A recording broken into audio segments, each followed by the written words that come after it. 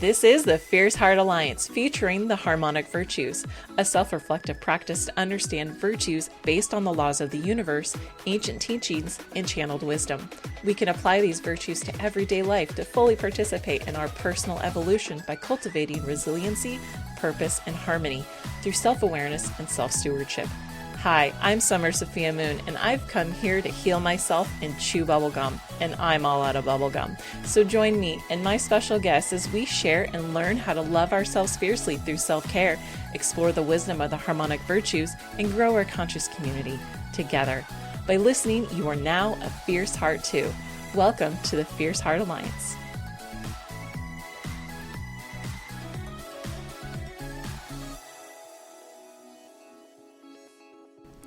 Before we begin today's topic, I'd like to say thank you to our listeners. You're always welcome here.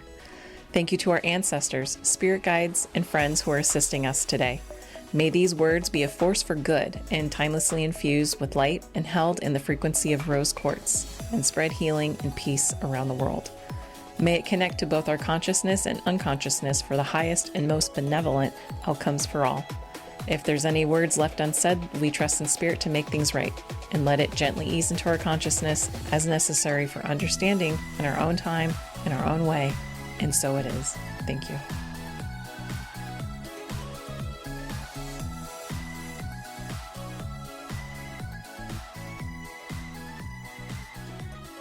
Hey Fierce Hearts, today is our interview episode for The Virtue of Karma, and my guest today is Brandy Roberts.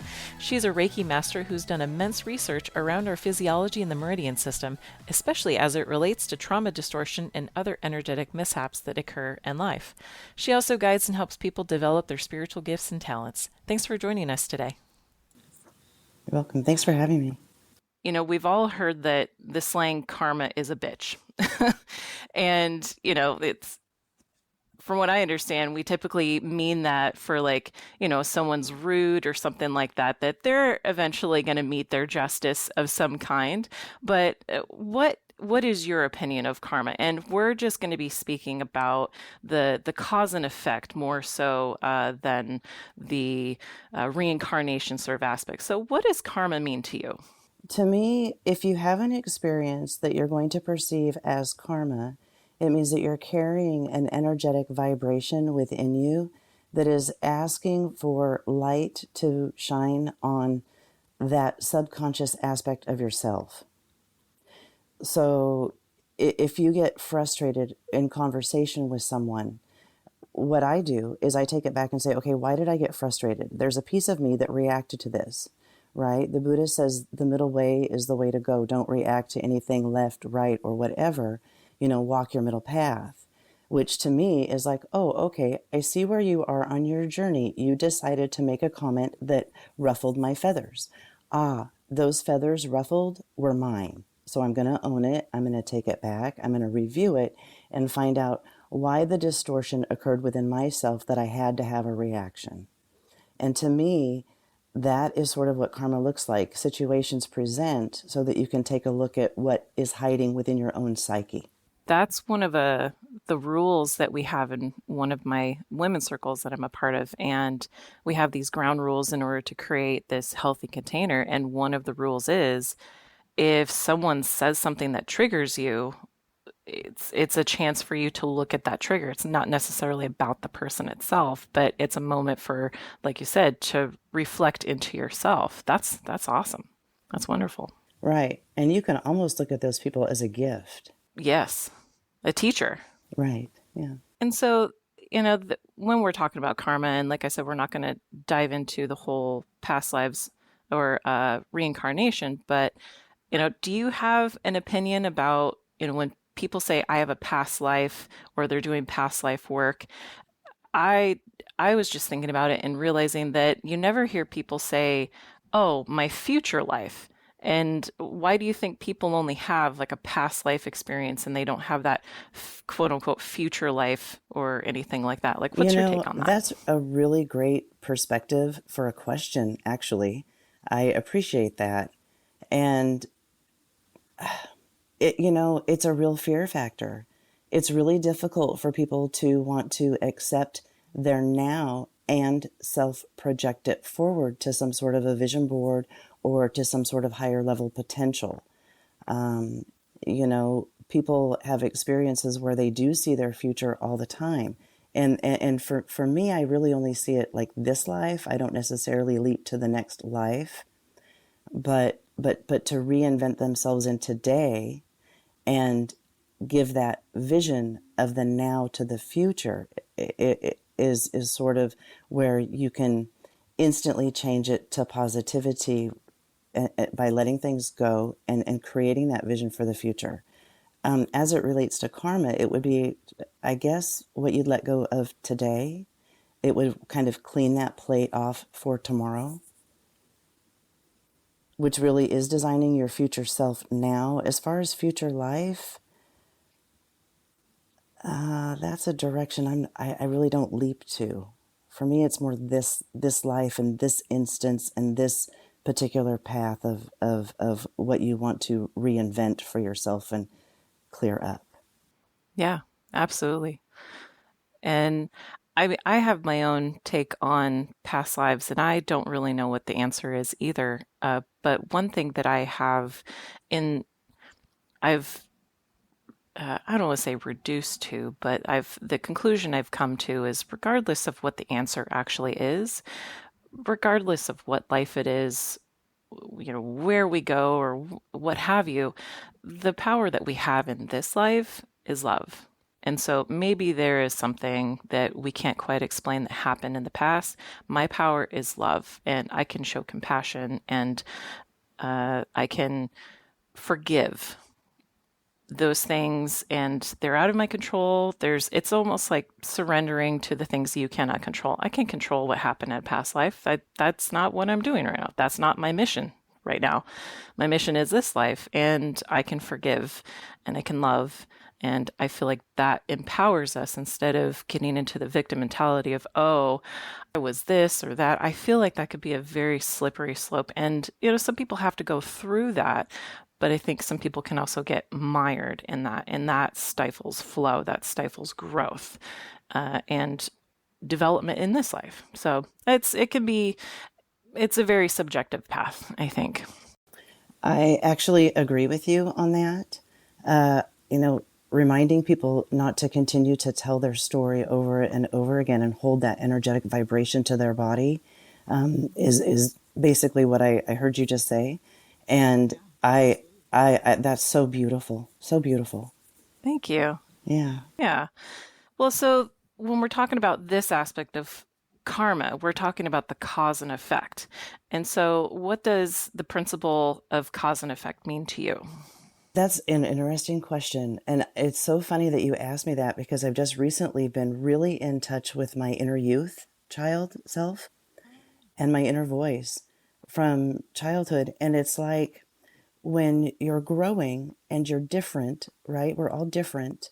We start building these little, I don't know what you call them, roadblocks, I guess. And they kind of become stickers, or like if, you plant your foot in the ground. No, I'm not doing that. When I grow up, I'm not doing that. Rewinding those is beneficial because those little flags were done out of youth angst.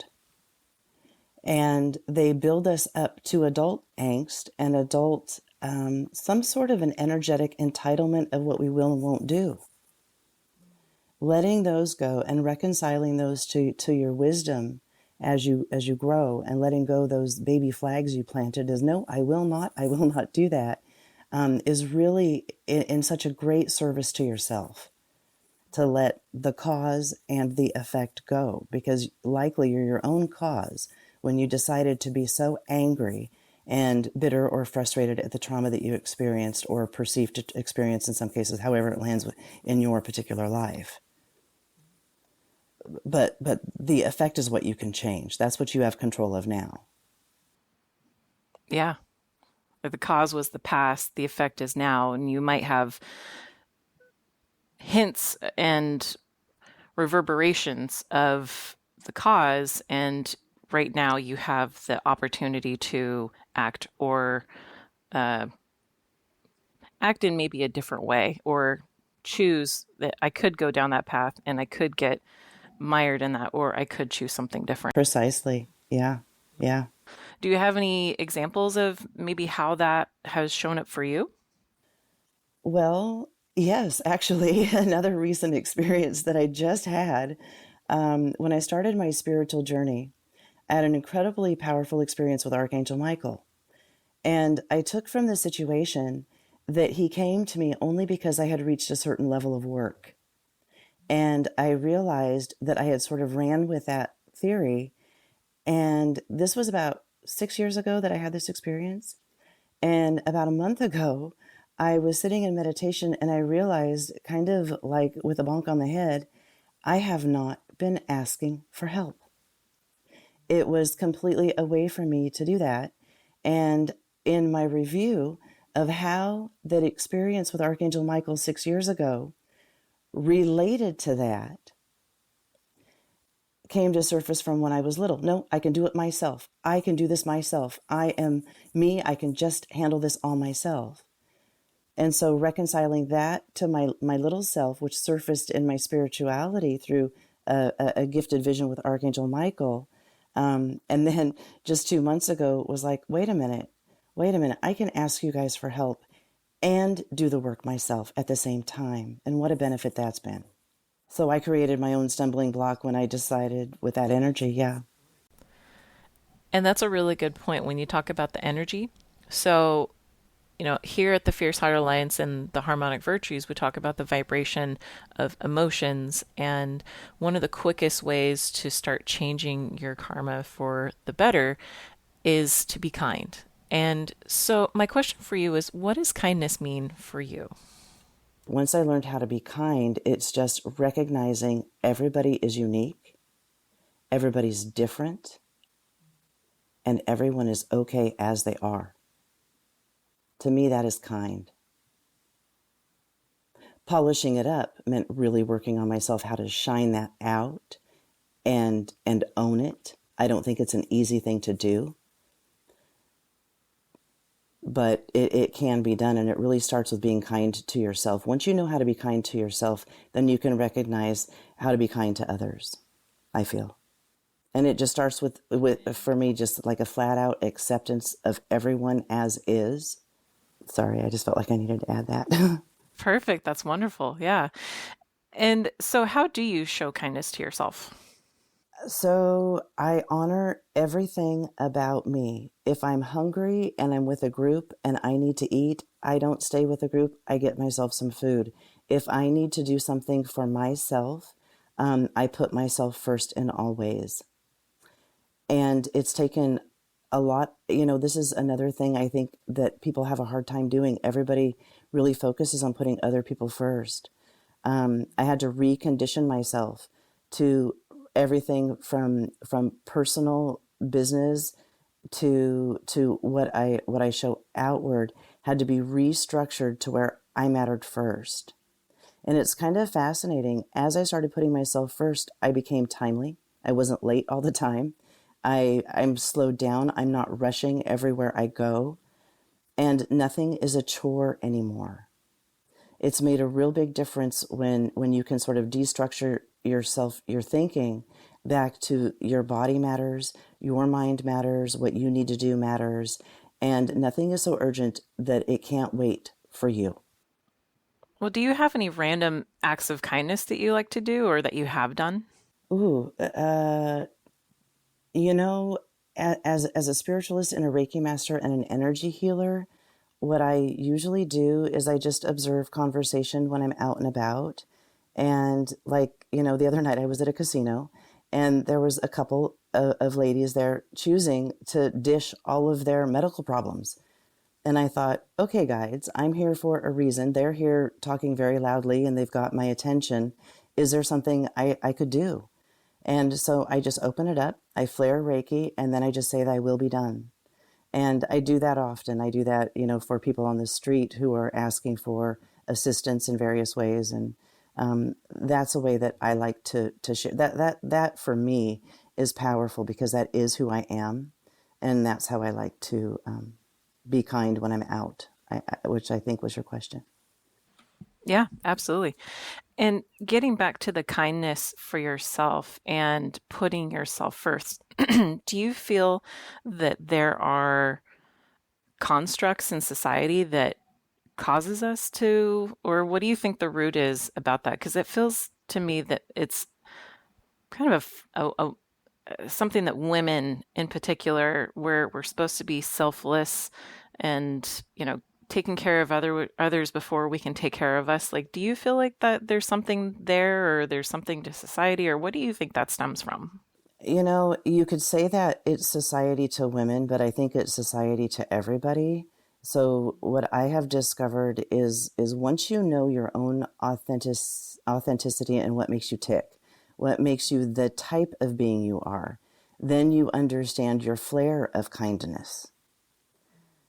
Not everybody has the same type of ways that they have empathy or compassion for what's around them. And I mean, I think it goes both ways for men and women. I don't think it's one particular. Men kind of get excluded from the caring and compassionate aspect. And so I really think that's both sides of the table. And it is society, it's religion, it's all kinds of things.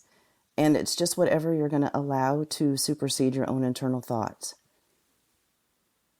So I don't think it's anyone specific. Anybody can be that to themselves. Yeah, it's fair. That's true.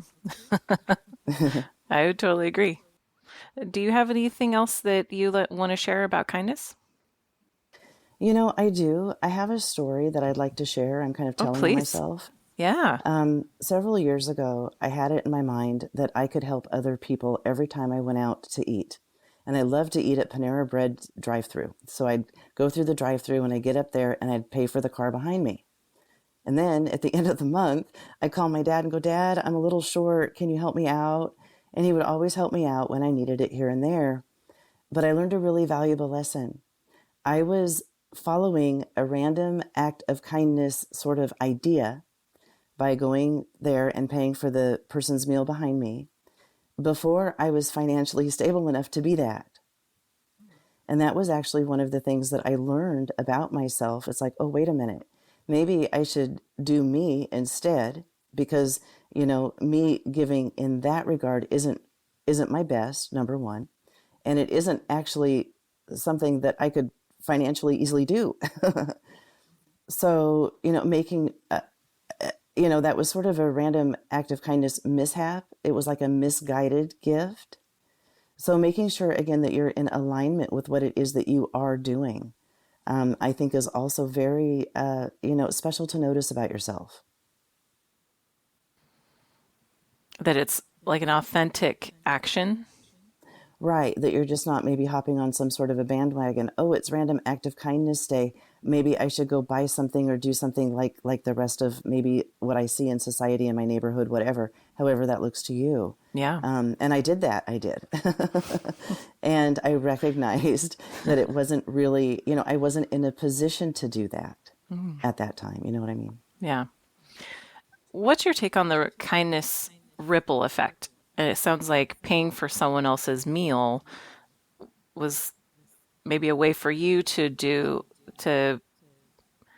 start your own ripple. Did you have any idea that maybe someone else would do that for someone else? Or like what was your take on all of that, of the kindness ripple or the ripple effect of Great kindness? question.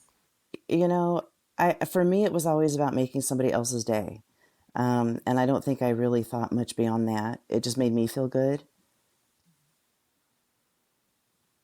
It's kind of an interesting question now that you asked me that. I'm wondering um, if it was so self-satisfying that I couldn't see through it, that it was also not, and I'm just thinking on the fly, not necessarily the best thing to do. But there's other ways. Another example is I went into this store one time and there was a young lady there, very pale skin, very, very pale hair, and she had on the brightest lipstick that was not her shade. But it was obvious that she chose it. She was wearing it with pride. Hmm. And so I chose to say, your lipstick is lovely. Hmm. And I didn't lie. I didn't say, oh, I love that on you. I didn't say anything like that. What I did is I pointed out, I recognized She had done it on purpose to make herself feel better. And I wanted to lift her up in that moment. And in that regard, I think that went miles as far as how the rest of her day may have gone. Oh, absolutely. Being Yeah. sane. Right. Being recognized for what it is she wanted to demonstrate that day. Absolutely. Yeah. So It's interesting you speak about the kindness. You're doing it for how it makes you feel, but also trying to make someone else's day.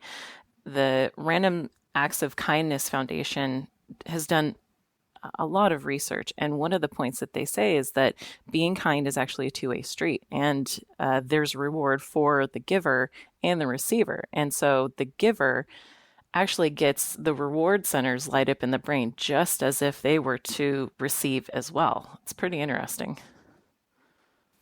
wow, I really felt those words that you just spoke to me. Lovely. Yeah, there's kindness increases a lot of things for us, and they've done a lot of research about how there is actually a ripple effect, excuse me.